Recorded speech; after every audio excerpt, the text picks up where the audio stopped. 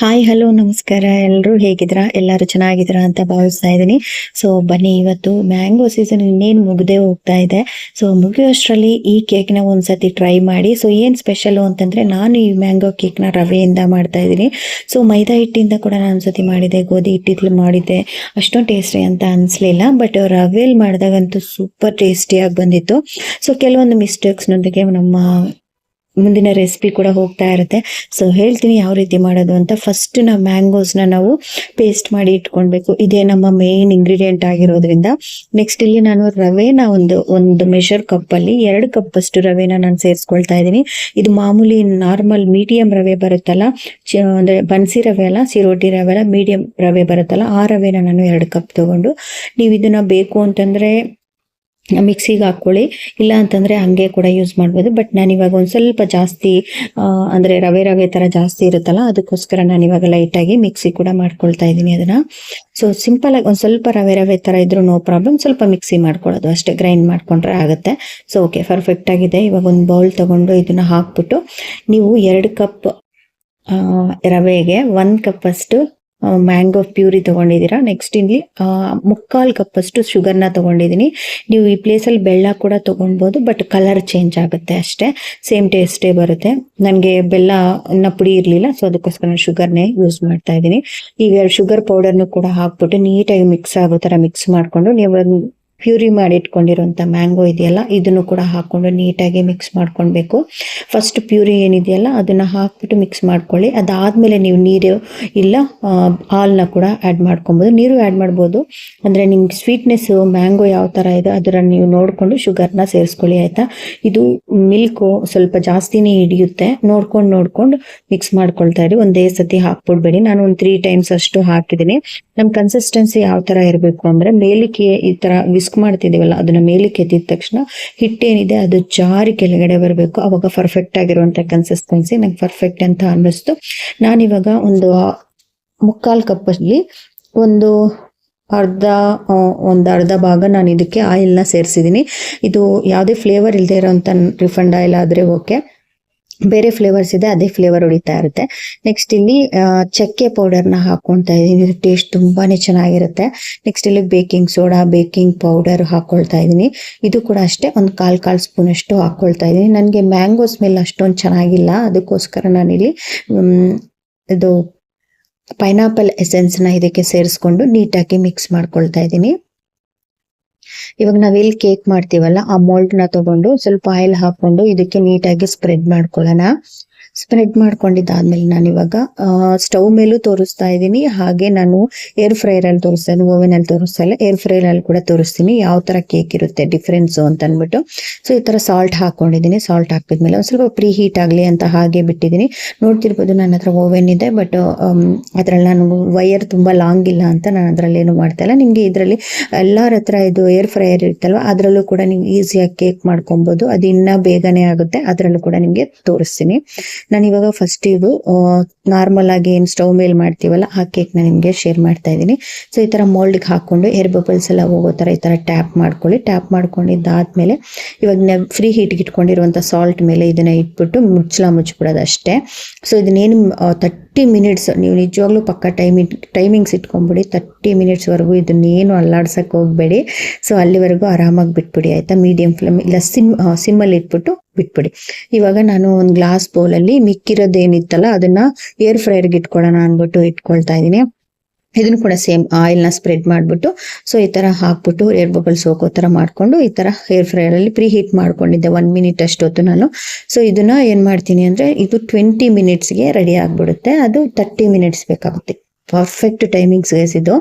So 20 minutes ಬೇಕಾಗಿರುತ್ತೆ. 200 ಡಿಗ್ರಿಯಲ್ಲಿ 20 minutes ಇಟ್ಕೊತೀನಿ. 15 ಇಟ್ಟೆ, ಆಮೇಲೆ ಒಂದು 5 ಮಿನಿಟ್ಸ್ ಇಟ್ಕೊಂಡೆ. ಅದರಿಂದ ಇದು ಬಂದ್ಬಿಟ್ಟು 200 ಡಿಗ್ರಿ ಇಟ್ಕೊಂಡ್ರೆ ನಮಗೆ ಮೇಲ್ಗಡೆ ಕೂಡ ಒಂದು ರೋಸ್ಟ್ ಆದಂಗೆ ಲೇಯರ್ ಬಂದು ಕ್ರಿಸ್ಪಿಯಾಗಿ ತುಂಬಾನೇ ಚೆನ್ನಾಗಿರುತ್ತೆ. ಇದು 30 ಮಿನಿಟ್ಸ್, ಅದು 20 ಮಿನಿಟ್ಸ್ ಅಷ್ಟೇ. ನಮಗೆ ಬಾಯ್ಲ್ ಮಾಡ್ಕೊಂಡ್ರೆ ನಮ್ಮ ಕೇಕ್ ಅಂತೂ ರೆಡಿ ಆಗ್ಬಿಡುತ್ತೆ. ಸೊ ಅಷ್ಟರಲ್ಲಿ ನಾನಿನ್ನು ಫ್ರೀಯಾಗಿ ಯಾಕೆ ಟೈಮ್ ವೇಸ್ಟ್ ಮಾಡೋದು ಅಂತಂದ್ಬಿಟ್ಟು, ಈಗ ಟೈಮ್ ಬರೀ 5:30 ಆಗ್ತಿತ್ತು. ಒಂದ್ಸಲ ಸ್ನ್ಯಾಕ್ಸ್ ಥರನೂ ಆಗುತ್ತೆ ಅಂದ್ಬಿಟ್ಟು ಮಾಡ್ತಾ ಇದ್ದೀನಿ ಅಷ್ಟೇ. ಸೊ ಕಿಚನ್ ಕೂಡ ನೀಟಾಗಿ ಕ್ಲೀನ್ ಮಾಡ್ಕೊಂಡ್ಬಿಡ್ತಾ ಇದೀನಿ. ಸೊ ನಿಮ್ಗೆ ಕಿಚನ್ ನೀಟಾಗಿದ್ರೆ ನಮ್ಗೆ ಒಂಥರ ಆರಾಮಾಗಿ ಅನ್ಸುತ್ತೆ ಅಲ್ವಾ, ಅದಕ್ಕೋಸ್ಕರ. ಸೊ ನೀನ್ ಫ್ರೀಯಾಗಿ ಐತೆ, ರೆಸಿಪಿ ಶೂಟ್ ಮಾಡ್ಕೊಂತಿದ್ನಲ್ಲ, ಬರೀ ರೆಸಿಪಿ ಮಾತ್ರ ಇದ್ರಲ್ಲಿ ಆಗ್ತಿರೋದು. ಅದರಿಂದ ನೀಟಾಗಿ ಎಲ್ಲಾನು ಕೂಡ ಸ್ಟವ್ ಮತ್ತೆ ಕಿಚನ್ ಕೌಂಟರ್ ಟಾಪ್ ಏನಿದೆ ಅದನ್ನೆಲ್ಲಾನು ಕೂಡ ವಾಶ್ ಮಾಡ್ಕೊಂಡೆ. ಮೇಲ್ಗಡೆ ಸ್ವಲ್ಪ ಪಾತ್ರೆ ಇತ್ತು, ಅದನ್ನು ಕೂಡ ವಾಶ್ ಮಾಡ್ಬಿಟ್ರೆ ಕಿಚನ್ ಅಂತೂ ತುಂಬಾ ಕ್ಲೀನ್ ಆಗಿ ಅನಿಸ್ತು. ನೋಡೋದಕ್ಕೂ ಕೂಡ ತುಂಬಾ ಚೆನ್ನಾಗಿರುತ್ತೆ, ನಮ್ಗೆ ಜಾಸ್ತಿ ಇರಿಟೇಟ್ ಅಂತ ಅನ್ಸಲ್ಲ, ನೀಟಾಗಿರುತ್ತೆ. ಸೊ ಇನ್ನೇನ್ ಕೇಕ್ ಅಷ್ಟೇ ಅಲ್ವಾ ಆಗ್ತಿರೋದು, ಅದ್ರ ಪಾಡಿಗೆ ಅದು ಆಗ್ತಾ ಇರುತ್ತೆ ಅಂದ್ಬಿಟ್ಟು ನಾನು ಕಿಚನ್ ಕ್ಲೀನ್ ಮಾಡ್ಕೊಳ್ತಾ ಇದ್ದೀನಿ. ಸ್ಟವ್ ಕ್ಲೀನ್ ಆಗಿರ್ಬೇಕು ಮೇನು, ಅದು ಮೆಸ್ಸಿ ಆಗಿದ್ರೆ ನಮ್ಗೆ ನೋಡೋದಕ್ಕೂ ಒಂಥರ ಇರುತ್ತೆ. ನಾನೇನಿದು ಲೈಸಾಲ್ ಬರುತ್ತಲ್ಲ ಅದನ್ನ ಸ್ಪ್ರೇ ಮಾಡ್ಬಿಟ್ಟು ನೀಟಾಗಿ ಒರೆಸ್ಕೊಳ್ತೀನಿ. ಇದರಿಂದ ನಮಗೆ ಕ್ಲೀನ್ ಆಗೂ ಇರುತ್ತೆ, ಸ್ಮೆಲ್ಲು ಚೆನ್ನಾಗಿರುತ್ತೆ, ಇದು ಕಾಕ್ರೋಚಸ್ ಎಲ್ಲ ಏನು ಬರಲ್ಲ ಅದರಿಂದ. ಸೊ ಇದು ಆಫ್ ಆಗಿತ್ತು, ಬನ್ನಿ ಇವಾಗ ನೋಡೋಣ. ಸೊ ನೋಡ್ತಿರ್ಬೋದು, ಇದು ಏರ್ ಫ್ರೈಯರಲ್ಲಿ ಮಾಡಿರುವಂಥದ್ದು ಪರ್ಫೆಕ್ಟಾಗಿ ಆಗಿದೆ. ನಾನು ನಿಮ್ಗೆ ತೋರಿಸ್ತೀನಿ ನೋಡಿ. ಮೇಲ್ಗಡೆ ಕ್ರಿಸ್ಪಿಯಾಗಿ ಆಗುತ್ತೆ, ನಿಮ್ಗೆ ಇದರಲ್ಲಿ ಬ್ರೌನೀಸ್ ಎಲ್ಲ ಮಾಡ್ಕೊಬೋದು, ತುಂಬ ಚೆನ್ನಾಗಿ ಬರುತ್ತೆ. ಮೇಲ್ಗಡೆ ಕ್ರಿಸ್ಪಿಯಾಗಿ, ಒಳಗಡೆ ಸ್ಪಾಂಜಿ ಜ್ಯೂಸಿಯಾಗಿ ತುಂಬ ಚೆನ್ನಾಗಿ ಬರುತ್ತೆ. ಈ ಕೇಕ್ ಕೂಡ ತುಂಬಾ ಚೆನ್ನಾಗಿ ಬಂದಿತ್ತು, ಬಟ್ ಬೇಗನೂ ಕೂಡ ಆಗುತ್ತೆ, ಯಾಕಂದರೆ ಕ್ವಾಂಟಿಟಿ ಕಮ್ಮಿ ಇದೆ, ಅದಕ್ಕೋಸ್ಕರ. ನೀವು ನೋಡ್ತಿರ್ಬೋದು ಈ ಕೇಕು ಇನ್ನೊಂದು ಸ್ವಲ್ಪ ಹೊತ್ತು ಹಾಕಬೇಕು, ನೋಡಿದ ತಕ್ಷಣ ಗೊತ್ತಾಯ್ತು. ಸೊ ಅದ್ರಲ್ಲಿ ಹಂಗೆ ಬಿಟ್ಟೆ, ಇನ್ನೊಂದು 10 ಮಿನಿಟ್ಸ್ ಆಗಲಿ ಅಂತ. ಇದಕ್ಕಂದ್ರೆ ಪರ್ಫೆಕ್ಟ್ 30 ಮಿನಿಟ್ಸ್ ಬೇಕೇ ಬೇಕು. ನೀವು ನ್ಯಾಚುರಲ್ ಆಗಿ ಈ ಥರ ಸಾಲ್ಟ್ ಮೇಲೆ ಸ್ಟವ್ ಮೇಲೆ ಬೇಯಿಸ್ತೀರಾ ಅಂತಂದರೆ 30 ಮಿನಿಟ್ಸ್ ಬೇಕೇ ಬೇಕು. ಅದಕ್ಕೆ ಇನ್ನೇನು ಕಾಂಪ್ರಮೈಸ್ ಇಲ್ಲ. ನೀವು ಆರಾಮಾಗಿ 30 ಮಿನಿಟ್ಸ್ಗೂ ಅಲಾರಮ್ ಸೆಟ್ ಮಾಡಿಕೊಂಡು ಕೂಡ ನೀವು ಅದನ್ನ ಟೈಮ್ನ ನೋಡ್ಕೊಳ್ಬೋದು. ಆಮೇಲೆ ನೆಕ್ಸ್ಟ್ ಇಲ್ಲಿ ನೋಡ್ತಿರ್ಬೋದು, ಇದು ಭಾರ ಇಟ್ಟೆ, ಇದರಿಂದನೇ ಒಂದು ಸ್ವಲ್ಪ ಮಿಸ್ಟೇಕ್ ಆಯಿತು. ಏನು ಅಂತ ನಿಮಗೆ ಆಮೇಲೆ ನಾನು ನಿಮ್ಗೆ ತೋರಿಸ್ತೀನಿ, ಆಯಿತಾ. ಸೊ ಬೇಗ ಕುಕ್ ಆಗಲಿ ಅಂತ ಅಂದ್ಬಿಟ್ಟು ಅದು ವೆಯ್ಟ್ ಇಟ್ಟಿದ ತಕ್ಷಣ ನೋಡ್ತಿರ್ಬೋದು ಮೇಲ್ಗಡೆ ನೀರು ಬಂದ್ಬಿಟ್ಟು ಈ ಥರ ಸೋರಿ ಸ್ವಲ್ಪ ಲೈಟಾಗಿ ಬ್ಲ್ಯಾಕ್ ಆಗಿತ್ತು ಅಷ್ಟೇ, ಇನ್ನೇನು ಆಗಿಲ್ಲ. ಟೇಸ್ಟ್ ವೈಸ್ ಅಂತೂ ಏರ್ ಫ್ರೈರಲ್ಲಿ ಮಾಡಿದ್ದಕ್ಕಿಂತ ನಾವು ಈ ಥರ ನ್ಯಾಚುರಲ್ ಆಗಿ ಮಾಡಿದ್ರಲ್ಲೇ ತುಂಬ ಚೆನ್ನಾಗಿ ಬಂದಿತ್ತು. ಅದೊಂದು ಮಿಸ್ಟೇಕ್ ಆಗಿತ್ತು ಅಷ್ಟೇ. ಮೇಲ್ಗಡೆ ಒಂದು ಕಲ್ಲು ಇಡಬಾರ್ದಿತ್ತು, ನನಗೆ ಏರ್ ಹೋಗ್ತಿತ್ತಲ್ಲ ಅಂತ ಅಂದ್ಬಿಟ್ಟು, ಅಂದರೆ ಸ್ಟಿಫ್ ಆಗಿರಲಿ ಅನ್ನೋ ಥರ ಇಟ್ಟೆ, ಬಟ್ ಈ ಥರ ಆಯಿತು ಅಷ್ಟೇ. ಸೊ ಅದರಿಂದ ಏನು ಪ್ರಾಬ್ಲಮ್ ಏನಾಗಿಲ್ಲ, ಬಟ್ ಆ ಮೇಲ್ಗಡೆ ವಾಟರ್ ಸೋರಿತ್ತಲ್ಲ ಅದರಿಂದ ಒಂದು ಸ್ವಲ್ಪ ಬ್ಲ್ಯಾಕ್ ಕಲರ್ ಆಗಿತ್ತು ಅಷ್ಟೇ. ಇದೆಲ್ಲ ತಣ್ಣಗಾದ್ಮೇಲೆ ಇವಾಗ ಅಚ್ಚು ಬಂದು ರಿಮೂವ್ ಮಾಡ್ತಾಳೆ. ಮಾಡಿದನ್ನು ಕೊಡು ಅಂತ ಕೇಳ್ತಾನೆ ಇದ್ಲ. ಅವಳಿಗೊಂಥರ ಈಗ ಕೇಕ್ ಎಲ್ಲ ತುಂಬ ಕಮ್ಮಿ ಮಾಡ್ತೀನಲ್ಲ, ಶುಗರ್ ಅಂದರೆ ತಿನ್ನಲ್ಲ, ಬೆಲ್ಲ ಹಾಕಿದ್ರೆ ತಿಂತಾಳೆ. ಸೊ ಬೆಲ್ಲ ಹಾಕಿದ್ರೆ ಮ್ಯಾಂಗೋದ ನ್ಯಾಚುರಲ್ ಕಲರ್ ಇದೆಯಲ್ಲ ಅದು ಹೋಗುತ್ತೆ ಅಷ್ಟೇ. ಸೊ ಎಷ್ಟು ಈಸಿಯಾಗಿ ಬಂದ್ಬಿಡುತ್ತೆ. ಎರಡೂ ಕೂಡ ಚೆನ್ನಾಗಿತ್ತು. ಏರ್ ಫ್ರೈಯರ್, ನನಗೆ ಏರ್ ಫ್ರೈಯರ್ಗಿಂತ ಇದೆಲ್ಲ ಮಾಡೋದು ಈಸಿ ಏರ್ ಫ್ರೈಯರಲ್ಲಿ, ಬಟ್ ಇದೇನಾಗಿತ್ತು ಸ್ವಲ್ಪ ಟೈಮ್ ತೊಗೊಳುತ್ತೆ. ಟೇಸ್ಟ್ ವೈಸು ನಿಧಾನಕ್ಕೆ ಕುಕ್ ಆಗಿಬಿಟ್ಟು ಟೇಸ್ಟ್ ಅಮೇಝಿಂಗ್ ಆಗಿರುತ್ತೆ.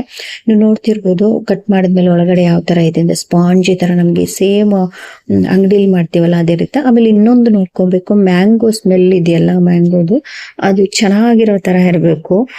ಇದೊಂದು ಸ್ವಲ್ಪ ಏನಂದ್ರೆ ನಮ್ಮ ನಾಟಿ ಥರ ಮ್ಯಾಂಗೋ ಇತ್ತು, ಅದರಿಂದ ಸ್ಮೆಲ್ ಒಂದು ಸ್ವಲ್ಪ ಚೆನ್ನಾಗಿರ್ಲಿಲ್ಲ ಅಷ್ಟೇ. ಸೊ ಅದೇನು ನ್ಯಾಚುರಲ್ ಸ್ಮೆಲ್ ಇದೆ ನಾವು ಅದನ್ನೆಲ್ಲ ಹೋಗ್ಸಕ್ಕಾಗಲ್ಲ. ಮ್ಯಾಂಗೋ ಸ್ಮೆಲ್ ಚೆನ್ನಾಗಿರುತ್ತಲ್ಲ, ಏನೇನೋ ಮ್ಯಾಂಗೋಸ್ ಬರುತ್ತೆ, ಘಮ ಅಂತ ಸ್ಮೆಲ್ ಬರ್ತಿರುತ್ತೆ, ಅದು ಒಂದ್ ಸ್ವಲ್ಪ ನೋಡ್ಕೊಳ್ಳಿ ಅಷ್ಟೇ. ಅದೊಂದು ಮಿಸ್ಟೇಕ್ ಆಯ್ತು ನಂದು. ಸೊ ಈಗ ನೋಡ್ತಿರ್ಬೋದು, ಇದು ಕೂಡ ಅಷ್ಟೇ ಸ್ಟವ್ ಮೇಲೆ ಮಾಡಿದ್ದು ಕೂಡ ತುಂಬಾ ಅಂದ್ರೆ ತುಂಬಾ ಚೆನ್ನಾಗಿ ಬಂದಿತ್ತು. ಯಾವುದೇ ರೀತಿ ಅಂಟ್ಕೊಳ್ಳೋದು, ಸೀದೋಗೋದು ಆ ಥರ ಏನೂ ಇಲ್ಲ. ಸೊ ತಣ್ಣಗಾದ್ಮೇಲಂತೂ ತುಂಬಾ ಟೇಸ್ಟಿ ಆಗಿತ್ತು. ಇನ್ನ ಬಿಸಿ ಇದೆ ನೋಡ್ತಿರ್ಬೋದು. ಈಗ ಅಚ್ಚು ಕಟ್ ಮಾಡ್ತಾಳೆ, ಕಟ್ ಮಾಡಿದ ತಕ್ಷಣ ನಿಮ್ಗೆ ಗೊತ್ತಾಗುತ್ತೆ ಎಷ್ಟು ಬಿಸಿ ಇದೆ ಅಂತ. ಇನ್ನೂ ಒಣಗೇ ಇಲ್ಲ ಅದು, ಅಂದ್ರೆ ಗಾಳಿಗೆ ಆರ್ಲೇ ಇಲ್ಲ. ಸಾಫ್ಟ್ನೆಸ್ ಅಂತೂ ತುಂಬಾನೇ ಚೆನ್ನಾಗಿತ್ತು. ಒಂದು ಸ್ವಲ್ಪ ತಣ್ಣಗಾಗಬೇಕು, ಫುಲ್ ಕಂಪ್ಲೀಟ್ ಆಗಿ ರೂಮ್ ಟೆಂಪರೇಚರ್ಗೆ ಬಂದರೆ ತುಂಬ ಚೆನ್ನಾಗಿ ನೋಡ್ಬೋದು. ಹೊಗೆ ಬರ್ತಾ ಇದೆ, ಅಚ್ಚು ಹಂಗೆ ಟೇಸ್ಟ್ ಮಾಡಲ್ಲ, ಬಾಯೆಲ್ಲ ಸುಟ್ಟೋಗ್ತಿತ್ತು. ಸೊ ಓಕೆ ಗೈಸ್, ಈ ಕೇಕ್ನ ಟ್ರೈ ಮಾಡಿದ್ರೆ ಹೇಗೆ ಬಂತು ಅಂತ ಕಮೆಂಟ್ ಸೆಕ್ಷನಲ್ಲಿ ಕಮೆಂಟ್ ಮಾಡಿ. ಸಿಗ್ತೀನಿ ನೆಕ್ಸ್ಟ್ ವಿಡಿಯೋದಲ್ಲಿ. ಬಾಯ್. Thank you so much for watching.